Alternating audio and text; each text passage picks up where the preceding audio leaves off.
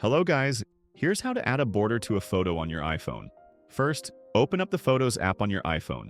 Let's first just open a photo. I'm going to add a border by tapping on the little filter icon at the very bottom right.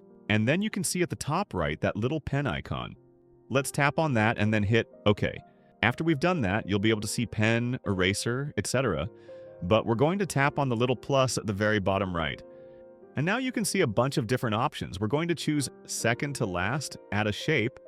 Essentially, we're going to choose a square here. And it's going to add a square, but we're going to modify it to be a border instead. You can see the little color icon at the left. I'm going to tap on that. And instead of that color, I'm going to choose no fill. After I've done that, let's go to the border one right next to it, that little line. And I'm going to choose a black border. And I can make it thicker by tapping on the little plus to make the stroke bigger. And now I've essentially created that border. And I can move it around and adjust it. I need to take my finger and make sure that it's right at the edge here. So I can just adjust it to be right at the edge on all corners. And when I've done that, I can hit the check mark at the top right.